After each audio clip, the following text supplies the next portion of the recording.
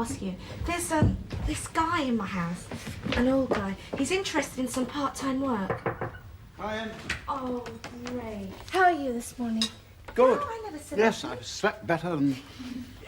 Would you like a cup of coffee? No, I can't stop. I've come for the list of gambling clubs. Oh, yes. Hi. Hello. Look, I'm sorry to butt in, but I'm off to an audition. Oh, good luck. Thank you. Look, I've just run a telephone survey, people, and I asked about you. And they asked if you can ring up and arrange a time to come in. I wrote the number down for you. Oh, that's very kind. Thank you. I have to dash. Thank you. All right, bye. Bye. She's trying to get me a part-time job. Terrific. You'll be a hit on Top of the Pops. Edward, listen, I want to suggest that you go to the Salvation Army Missing Persons Bureau. Oh, must I? Actually, as Penny suggested. Well, they're really very good. I mean, they get 5,000 cases a year and they solve at least 70% of them. Yes, all right. Now, I've written the address down for you here. Thank you. Now, you can tell me what happens tonight. I'll see you here about 6. Yes, all right. Oh, the gambling clubs. Yes. Now, this will surprise you. There. What do you think of that? Oh, it's beautiful. Oh, it's better than that. It works. Come on. Come on. Yeah. Oh. You can be the passenger traffic supervisor, and I'll take care of the goods. All right. Yes. Yes, they're the timetables. Oh, timetables. Oh, you have to have timetables on a railway. I mean, you don't want to crash, do you? No. Of course not. Now, I'm going to move these goods wagons into the marshalling yard, and you take care of the passenger trains. Oh, right. I won't be on the main line for a bit, because I've got a great deal of shunting to do. Now, here we are. I say, I'm awfully sorry. I've only got one hat. I used to have 3, but the boys made off with them. It's all right. Is it? Well, you familiarise yourself with the timetables, and I'll start the clock. Right. There we go. Beautiful arranging that, you know. This is very complicated. Oh, not really. Not when you get the hang of it. But I'm afraid you're 12:01 to Barracombe's late already. Shall I do it for you? Oh, yes, please. There we are. Oh.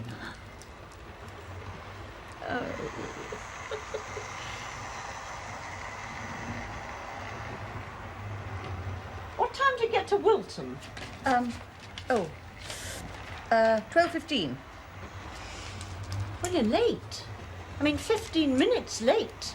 But those are seconds, not minutes. I know, but this is a small-scale railway. We count seconds as minutes. Oh, my goodness, you have to keep your wits about you. Well, of course.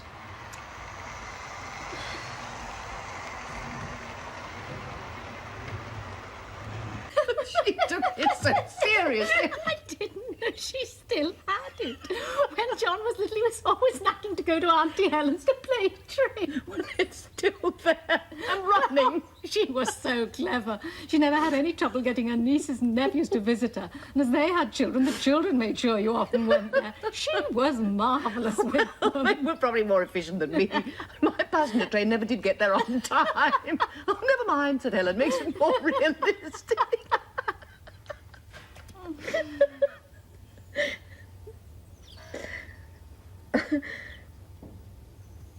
Doesn't solve anything, though, does it? I mean, I can't play trains for the rest of my life. She doesn't do it all the time, does she? No, of course not, but you know what I mean. Oh, it's been marvellous for me. I'm not denying it, and I believe Helen likes having me there. I know she does. It doesn't solve anything, does it?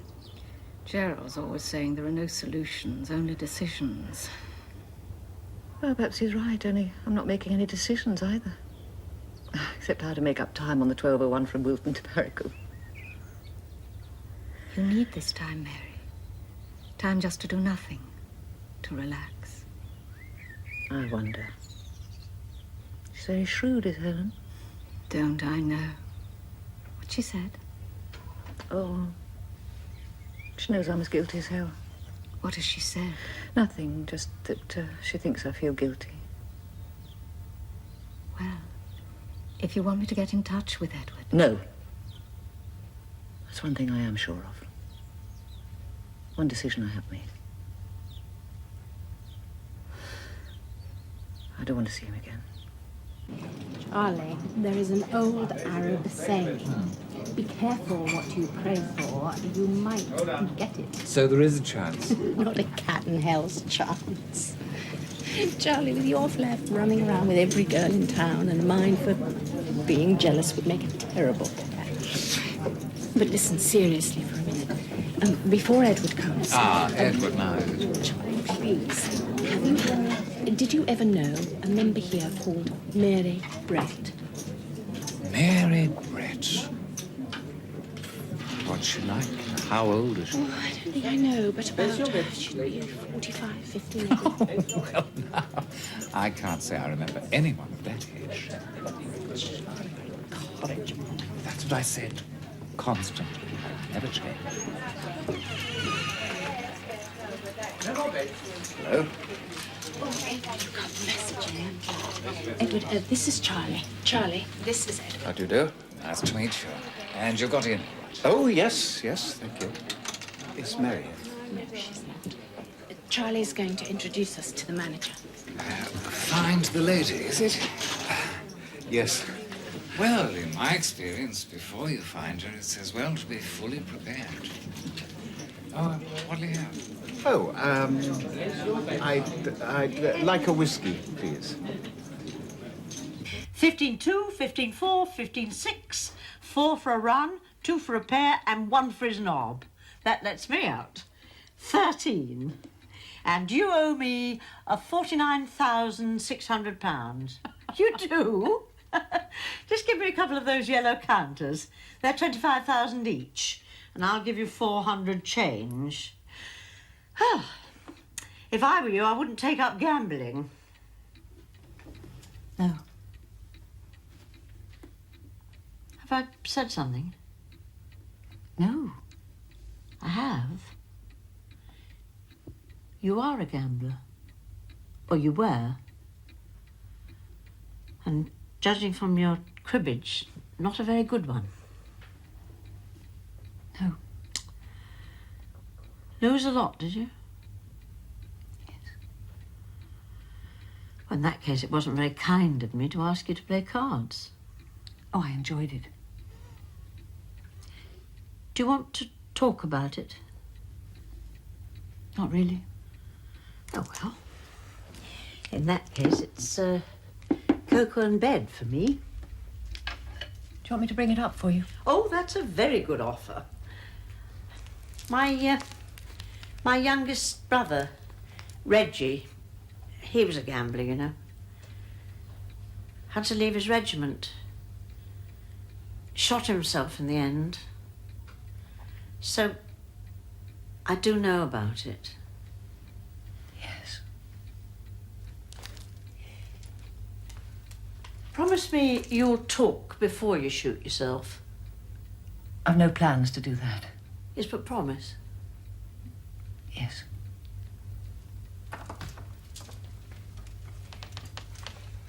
Oh, and don't forget the whiskey and the cocoa.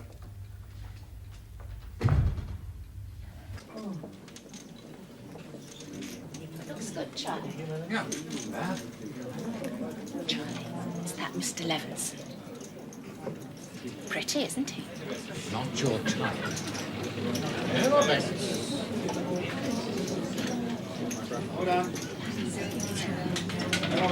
Oh, it's all very strange. I can't help thinking that it's... Just leave it to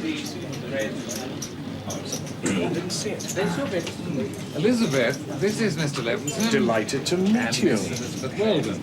Charlie said he was introducing someone tonight. He didn't say how attractive she was going to be. Thank you very much. This is Mr. Mead, a friend of mine from the country. Delighted to meet you. How do you do? It's a very exciting place. Yes, well, we're pleased with it. We're thinking of expanding next door with a first-class restaurant. Would be good. Gambling always makes me hungry. And over there, we're thinking of putting another roulette table. Oh, yes, you certainly have the room. Yes, well, I think I'll get encouraged before facing the tables. I'll see you later, Charlie.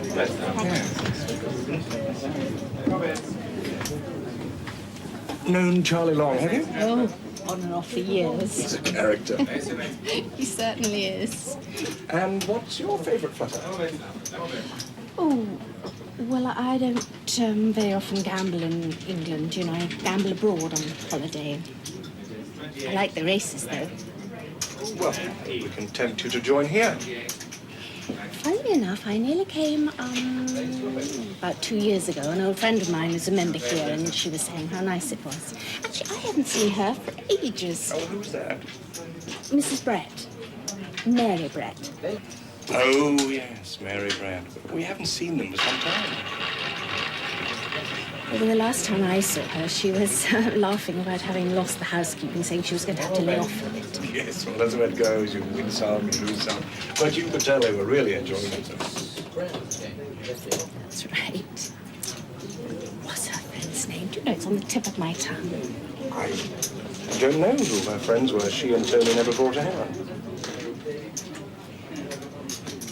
Madge, I'm sure that was, yes. Madge Ottershaw, that was it. Now, didn't she used to come with them?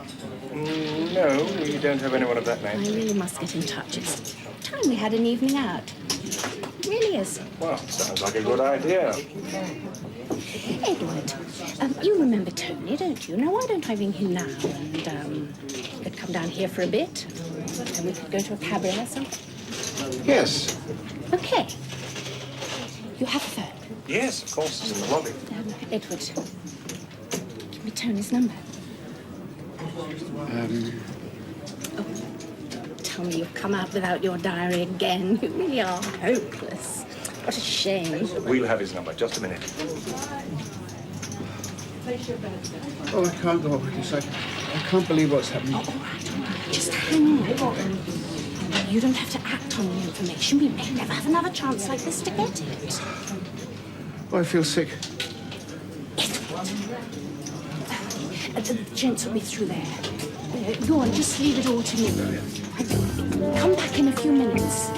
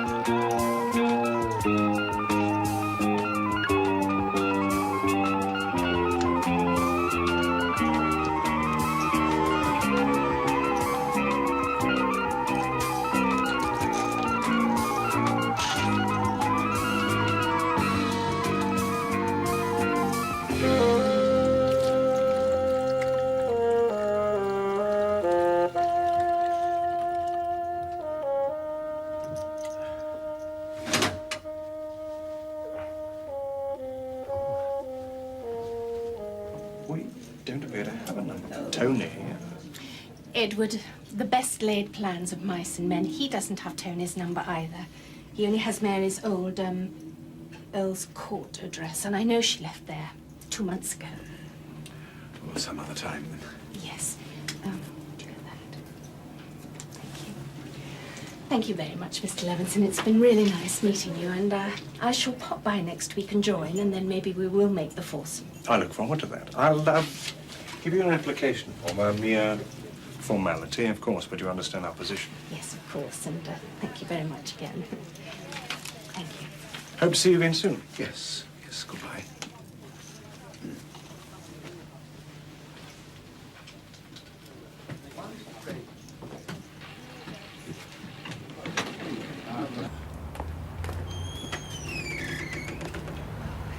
It's all right, Edward. It's all over now. I'll get you home. No, no. Well, I know it's been a shock. Listen, no, but look, I know you're trying to be kind, but please just leave me alone. I Look, can't just leave you. just go. I'm all right. I won't do anything stupid, but I just want to be alone. Right, so I'll get home alone.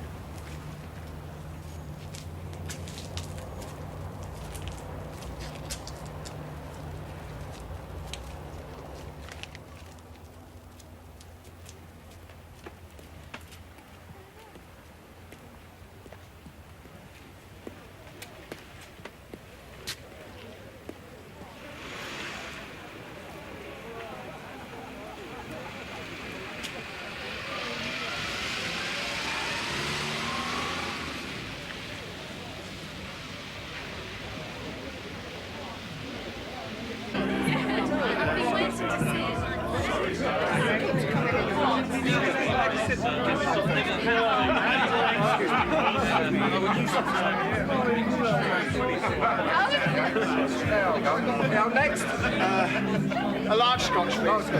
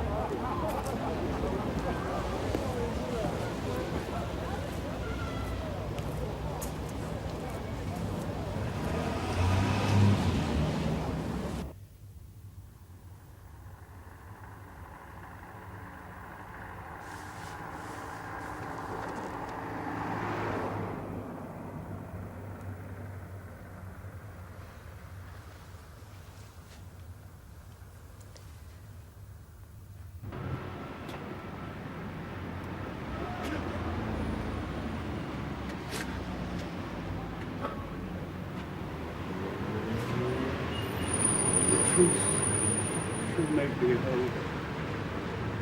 Yes, that's right. The bloody truth shall make me bloody whole. Yes. The bloody truth will fill you full of holes. Do you hear that? The bloody truth will put a hole right through you. Bloody rubbish! To hell with your holes! The holy truth shall make me full of holes. That stuff! Do you hear? Do you hear? Stuff your holes!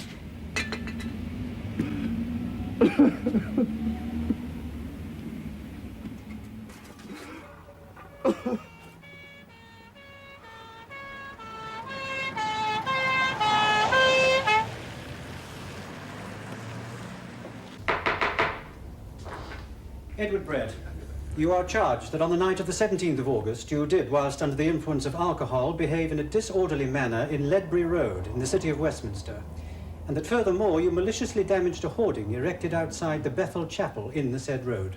How do you plead, guilty or not guilty? Guilty. Would you speak up, please? Guilty. Thank you. Is there anything you'd like to tell us, Mr. Brett? I would like to say a few words on behalf of Professor Brett, Your Worship. I represent him. Yes, very well, Miss Weldon. Thank you. This is a most sad case. Professor Brett's wife disappeared 5 weeks ago, on the very day he was due to retire from the University of Birmingham. He had led a most distinguished and blameless academic life. So he left the town where he had spent the previous 25 years, unable to bear the memories associated with the place.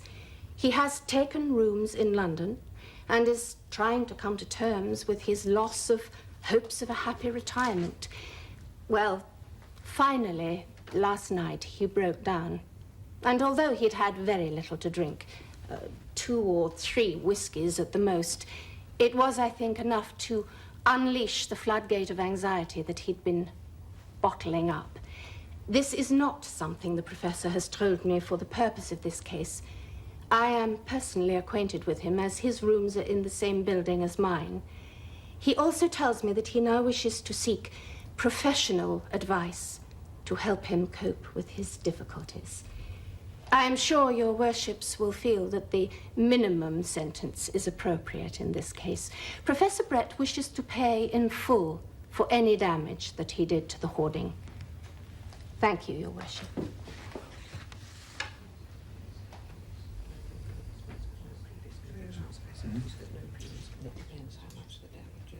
How much was the damage? £6.50, Your Worship. Absolute discharge? Absolute discharge? We grant you an absolute discharge on payment of the damages. And the bench wishes to express its good wishes for your future. Thank you. Thank you very much.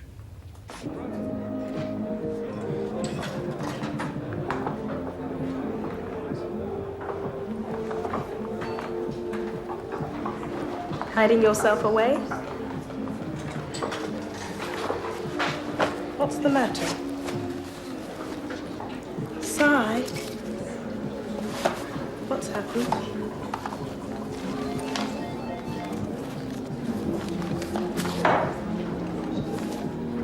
How did you get this? Johnson expressed his sympathy.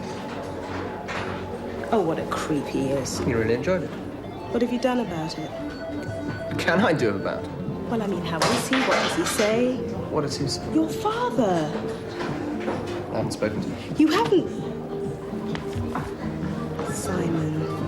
And you call him a cold fish. Well, I wouldn't know what to say. No, that's right, you wouldn't. Come on. Let's go.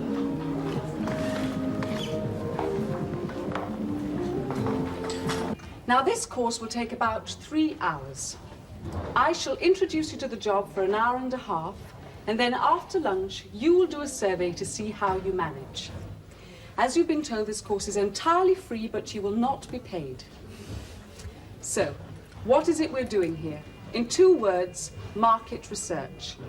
Clients, they could be manufacturing or service companies, political parties or newspapers, engage us to find out what their customers think about their product. Our staff devises a questionnaire. You then conduct the interviews using a random selection of households over the phone. We then tabulate the results using a computer and supply the information to the client. In a nutshell, that's the job. Now let's take these points one by one. Research must be accurate. Obviously, that's the very first quality. It's no good telling our client that their baby powder is giving first-class service if all the nation's babies are breaking out into a rash. Or telling a contraceptive manufacturer that everyone is satisfied with their product if, in fact, the manufacturer is the cause of a population explosion.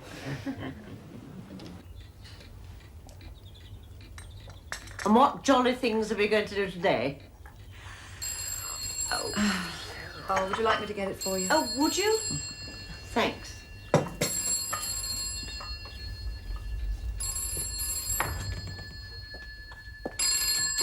Hello? Mary, How nice to hear from you. I can't stop. What's the matter? Jane, I can hardly hear you. I don't want Gerald to hear the damn man's working at home today. I've got to talk to you. What's the matter? Some Salvation Army woman's been here. Have you seen the light? From their missing persons bureau. Edward's looking for you. Oh. Have you, did you say anything? I've got to talk to you. I can't talk now. I'm terrified Gerald's going to hear and start all that all over again. He's going north tomorrow. Could you come round for coffee tomorrow? Yes, all right. Jane. About 11.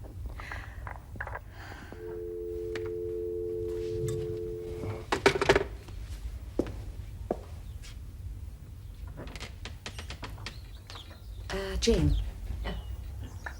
Seems a bit upset. What about? Oh, didn't say. Probably Gerald. They don't get on very well sometimes. I thought I might just pop round and see her tomorrow morning. I see. And what washing powder do you use at the moment? Oh, I see. And would you say that the washing powder was very good, fair, or poor? Thank you. And could you tell me how long you've been using Dazzle? But you can't have been using it for 3 or 4 years. It's only been on the market for 2. Oh, I see. I see. Yes, all right. And finally, what would you say was the most important reason for your choice of Dazzle? Yes, I see. Thank you. And the cost? Thank you. Well, thank you very much, Mrs. Taylor, and I'm very grateful for your time. Yes, it's quite good. But don't argue with the respondent, Mr. Brett. When she said 3 or 4 years, it's not your job to educate her. Just to recall, she's been using it since the launch, right? I see. Yes, I'm sorry. Remember, she is the respondent. We want her views, whatever they are. If they're crazy or mistaken, it's still valuable data for our client. All right? Yes. Okay, go on to the next one.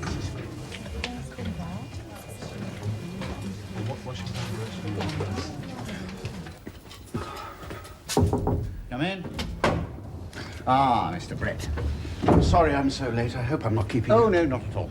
You said you had some news. Yes. It's not entirely satisfactory, but... Oh, you haven't found her? Well, we've been following up the contacts you gave us in that questionnaire you filled in, and we have established one thing.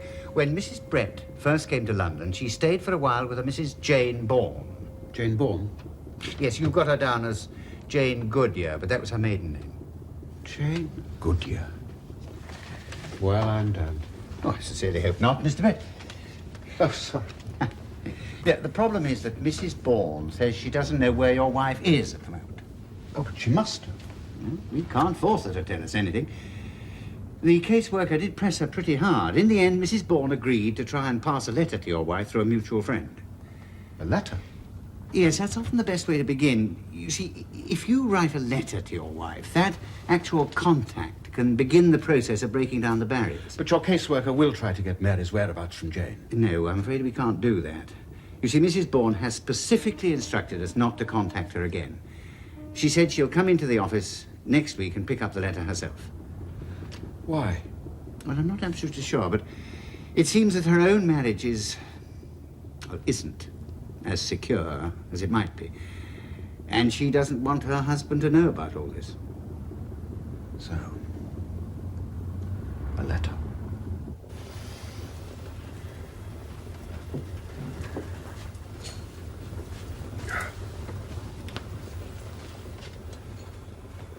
Edward, are you ironing tea towels? Well, yes. Just a minute. Just let me turn these down. You're remarkable, do you know that? No, I don't. Well, yesterday after the court, I thought you'd take some time to get yourself together again. Oh, I'm sure it will. But after the debacle of the other night and the court and everything, there's nowhere to go but up, is there? I suppose not. Are you going to write that letter? Yes, I am. I have to stop being so reactive. I've got to start some action of my own. Yes, so long as it's not busting up London. No, I don't think I will. It's not my style, really. But I've decided really to find out more. Good. About you, for a start. Me? Yes. There's nothing to find out about me. Maybe not, but I doubt it. You see, I've been like a little boy, lost in a fairground, wandering about, until some nice lady took me to the lost child tent. You're being a bit hard on yourself, aren't you? But actually, I'm not a child. And I'd quite like to know who the nice lady is. I don't know what to say. Well, why have you been so kind to me? This sounds awful, doesn't it? Why shouldn't people be kind? Well, the fact is, mostly they're not. And certainly if things had been the other way around, I think I'd have run a mile rather than get involved in someone else's awful problem. Perhaps I'm a frustrated mother or something. Edward, that was a joke. Was it? Yes.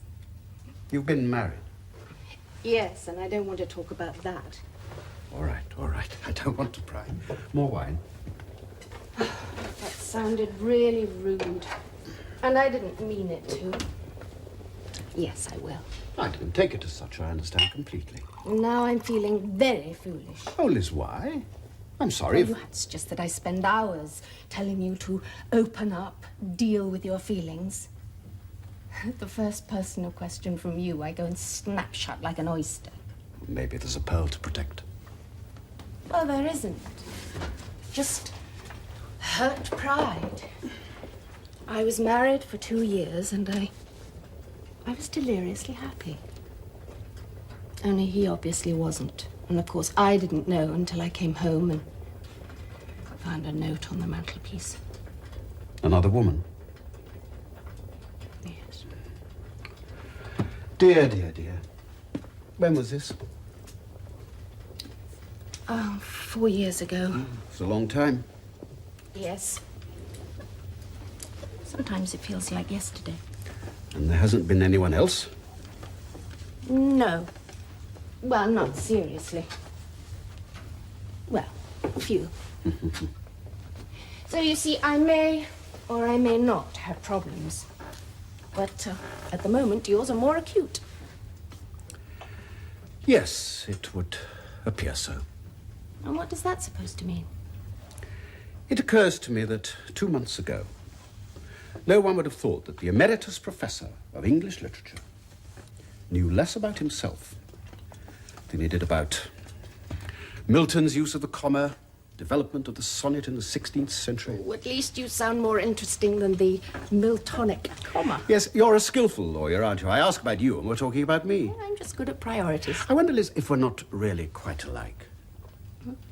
Well, I, too, could always deflect a light from me with a mirror of wit. The light went straight back to its source. I see what you mean. Well, that was a witty thing to say. Yes, perhaps, but pretty pointless if it just hits your mirror and comes straight back. I mean, that way, the space between us is illuminated, but we remain in the shadows. I don't feel as if I'm in the dark. Nor did I, Liz.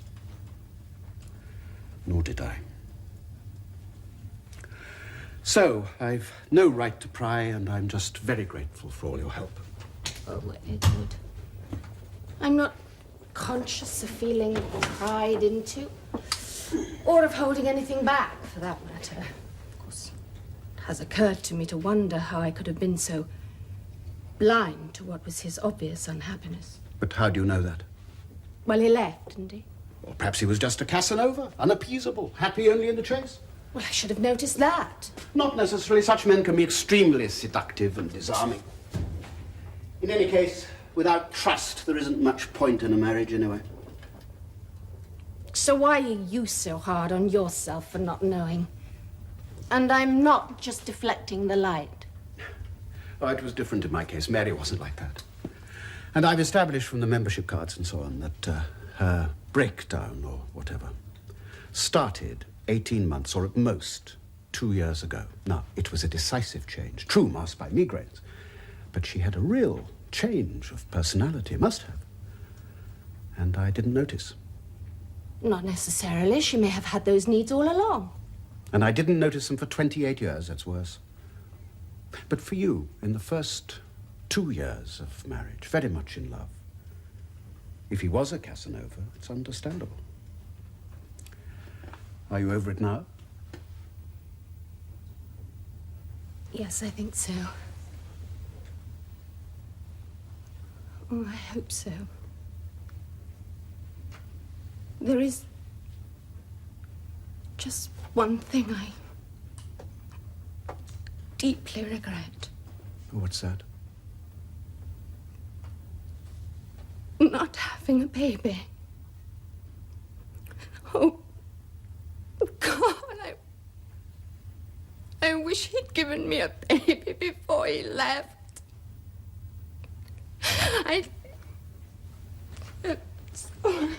Oh, please don't run away.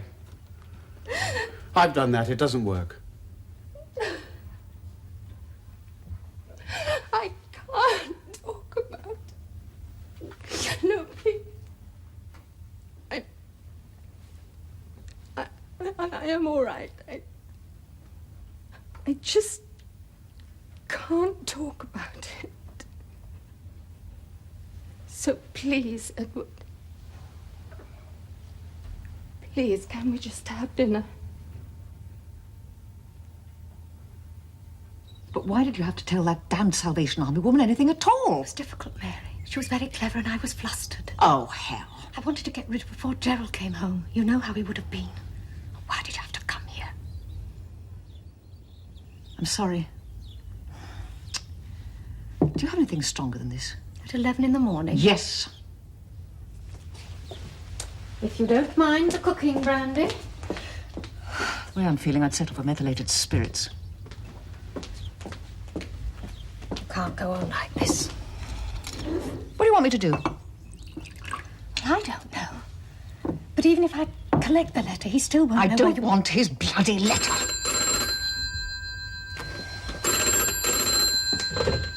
Hello. Hello? Who's there? Hello?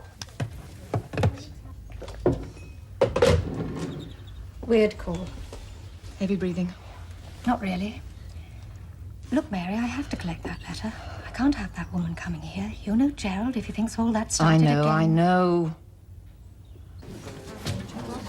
Okay, everybody, we've got all the men 35 to 45 we need. All we want now are 5 women any age. Thanks. Is there Mr. Brett here? Yes? Mr. Brett, there's someone to see you. Me? Hello, Mella. He's waiting for you at reception. Simon. Oh, hello there. I came to see if you were all right. All right, yes, of course I'm all right. But how did you know where to find me? I went to the house and then rang Miss Weldon. I see, but why? Well, you know. I don't. Well, you had a bit of bother the other night. How did you hear about that? It was in the paper. A good friend pointed it out to me. I'm so sorry. I mean, don't be sorry. There's no need to apologize to me. Well, it must have been embarrassing. God, for God's sake, I didn't come here to have you say you're sorry. Well, anyway, we can't talk here, and I'm working. Yes. I wonder, would you like to come to supper tonight? It's Nicky's birthday, and we're having a few friends round. Just for a drink. That's very kind, Simon. Does Nicky know? Oh, I'm afraid you don't. Well, I can't expect you to keep secrets from her. We'd really like you to come. We don't have to talk about anything you don't want to. Well, can we leave it open, and I'll come if I can. I really do have a great deal to do. Do you want to bring Miss Weldon? I promise I won't blow her fuse. Thank you. I must go back. Thank you very much for coming. Goodbye, Dad. Goodbye.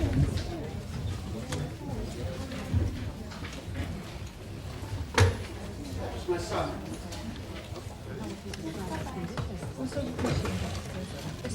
Excuse me.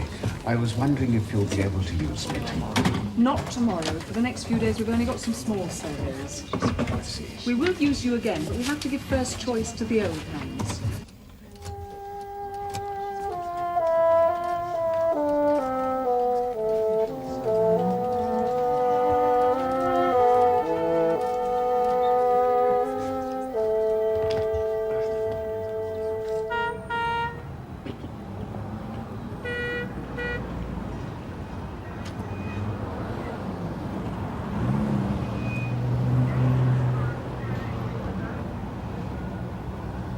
Hello? 8 to 1, line of defense. 10 to 1, 331. 100 to 8 bar. I told that Salvation Army woman all I know. I won't keep you long. Well, I have to go on with this. We've a dinner party tonight. Oh, please do. When did she leave? A couple of weeks ago. And you say you don't know where she went? I don't know where she went. When she came to London during the last couple of years, did she stay with you? Once or twice, and then she got a room in Earl's Court. Yes, I know that. Oh, Did you go out gambling with her? what do you mean? I'm merely asking if you went out gambling with her. No. I want you to give me Tony's address.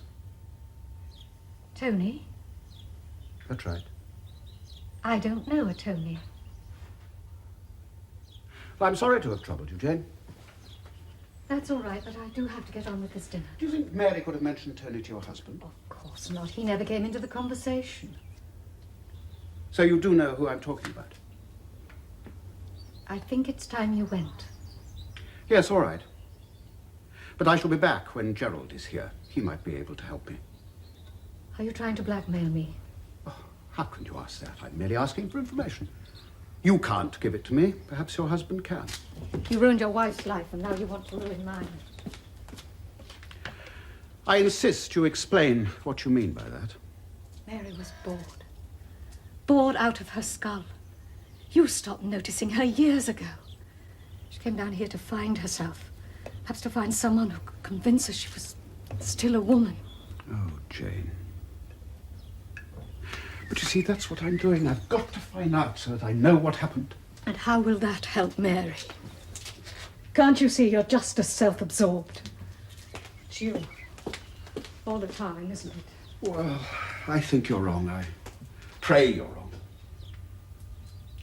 But in any case, I have to go on. Now, I don't want to find out about you. I don't want to disturb you.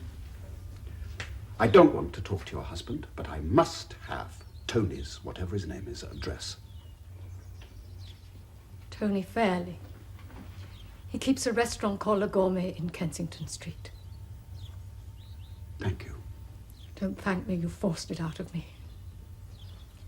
Mary and I went there.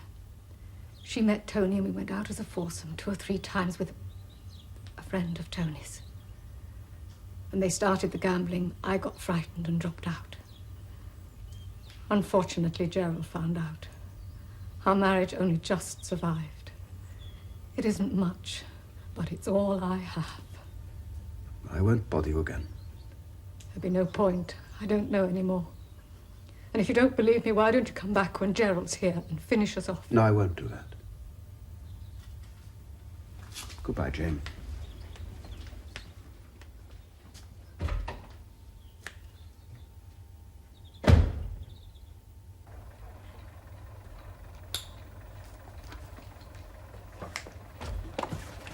Oh, Helen, could you let me have a £5? There's a taxi outside and I've lost my purse. Oh. Was there much in it? Well, yes, about £60. Well, have you reported it to the police? Oh, no, I've only just discovered it in the taxi. I am sorry. Thanks very much.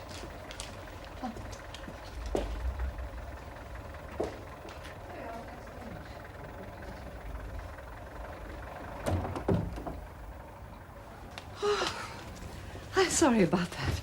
Oh. Did you really lose your purse? And your wedding ring? You're going to need some help, aren't you? Many happy returns, Nikki, and I brought you that. It isn't much. Oh, thank you. Glad you came down. Well, we're just dropping in, really, for a few minutes. We're on our way to dinner. Right. Oh, it's beautiful. Look, Simon, it's Plato, the Republic. Well, I thought it was philosophy and law, you see. Excellent. Excellent. No, isn't it beautiful? Thank you. Yes. I'm afraid it has an ex libris Edward Brett label in the front, but I've written indicating it was given, not stolen. Got for that. Oh, that makes it even more valuable. Thank you. I brought this. Ah, thank you. Yes, just as heady as Plato, but I fear not destined to last as long. I should think not. We'll drink it immediately, Simon. No, you've got to give it to Dad to open now because he is the real expert. No, absolutely not. Are you saying you've been so appallingly brought up that you can't open a champagne bottle? Dad, I shall not shame you. What did I do with that corkscrew? Here we are. This is proper champagne, proper glass. All right? You ready? Ready? Here we go. Return of the party's gone up. Not before time. There you are, oh ye of little faith. Not a drop did I spill on this exalted. Pip, Ella, my friends, Liz, my father. Hi. Hello. Well, to Nikki, a happy birthday. Happy birthday, Nikki. Happy birthday to you. Happy birthday to you. Happy birthday, dear Nikki. Happy birthday to you. Speech. Thank you. Is that it? Oh, well, I wanted to give her something. So no, Dad. Your books. Yes, I know what you mean. Because when your mother left and I had to sell everything, I thought, as long as I kept my books, I'd keep a hold on reality. But since then, I haven't had a problem with reality because it presses on me every second. So much so that I haven't opened a book since I came to London. Well, it'll be all right, Dad. You go back to your books.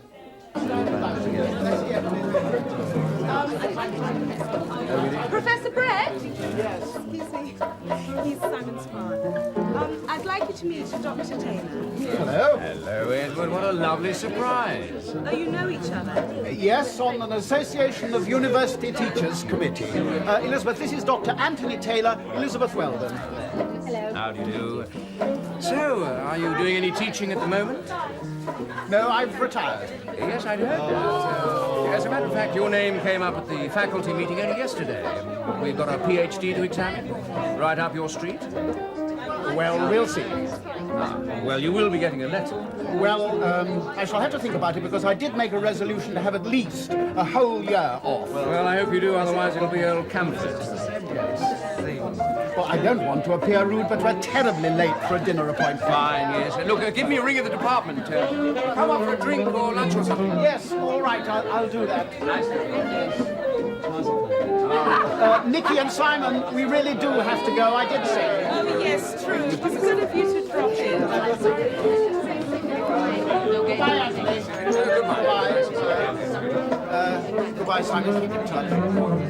Goodbye, everybody. Goodbye. Goodbye. Oh, Professor, I hope I didn't do wrong in inviting him. I didn't think. No, of course you didn't. It was good to see him and you. I'm only sorry we can't stay. Well, thank you for coming. Bye. Bye. Bye-bye. Bye. So that's one sweet sherry, please, and I'll have a dry one. One sweet, one dry. Thank you. Thank you. Wow. This is a nice place. Edward, who recommended it? I'll tell you later. I want to talk to you first. Oh, Edward, if it's about last night, oh, I am sorry, really. No, it's not about that. Though, if it comes to that, I don't see why you can't break down in front of me. It in no way evens the score, but I do feel slightly less isolated. Isolated? Well, I'm sure it was just miserable self-pity, but I was beginning to feel as though I was carrying the entire weight of the world's sadness on my shoulders.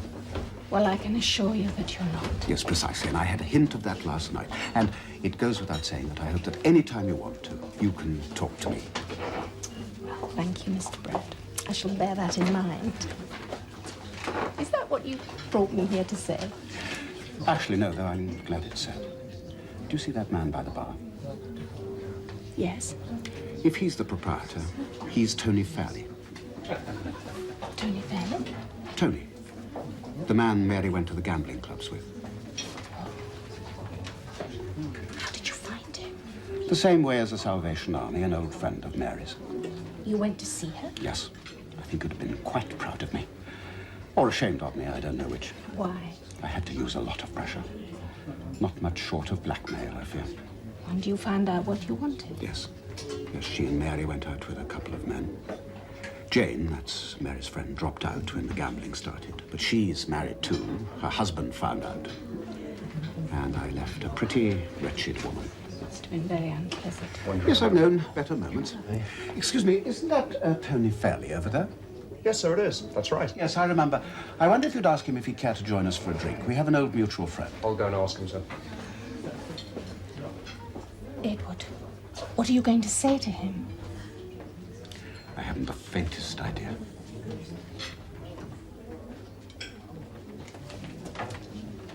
Evening. Good evening.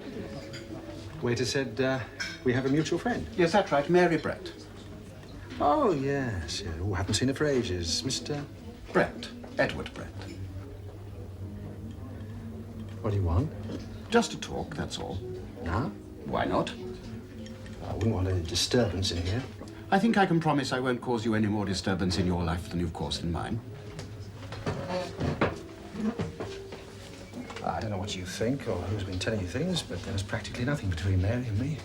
A few meals, a few drinks, a bit of a flutter at the tables. A few nights. Now, look here. No, you look here. Where is my wife? How should I know?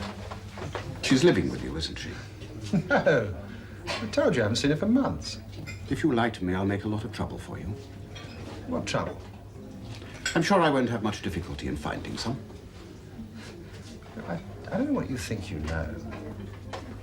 But I haven't seen Mary for months, at least 8 months. So where is she now? How should I know? Ask Jane Bourne. Mr. Fairley, I'm a solicitor and I represent Professor Brett. There is a great deal of money missing. Unless we're satisfied that it has been legitimately spent, we may find it necessary to institute inquiries to seek restitution. I had no money from her. I'm not surprised there was a lot missing. She gambled like a madwoman. But when she was with you? Yeah, and when she wasn't, as far as I know. How long did you know her? Only a few months. 8 or 9 at the most. How did you meet? In here. She and Jane came in for a meal. We got chatting, went on from there. Went where? As I say, a few meals, drinks, a few clubs. A few hotels? All right, a few hotels. Mary told me that her husband wouldn't mind. He lost all interest in sex, she said. How did the gambling start? She told me she wanted to see a club. And you introduced her? I didn't know she'd go mad, did I? But Jane dropped out, didn't she? She got frightened. Didn't Jane tell you that Mary couldn't afford it? No, of course she didn't. She'd gone before Mary began to gamble really heavily. Where were the hotels? Mr. Fairley, here is my business card. I do advise you to think very carefully about any debts you may have to Mary Brett. But some papers have come to light recently, and I'll be frank with you, we're not sure that they'd stand up in a court of law. So we are prepared to settle out of court. So think carefully and pay anything you think that you owe. Professor Brett, I think we should be going. How much is it that you think I owe? Mr. Fairley, I'm under instructions to give you no help whatsoever. However, I do expect to hear from you. Come on, Professor.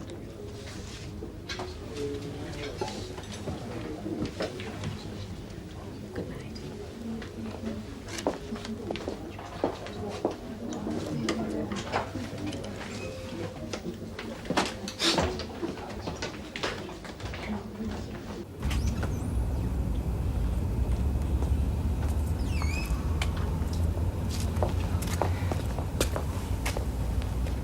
Are you all right? It's a good job you were with me after that remark. It's over now. You know the worst. But that's what's horrible. Your wife leaves you, and you go numb. And you find, months later, she's been unfaithful, and there's pain. Real positive pain. What kind of man does that make me? I'd say an honorable one.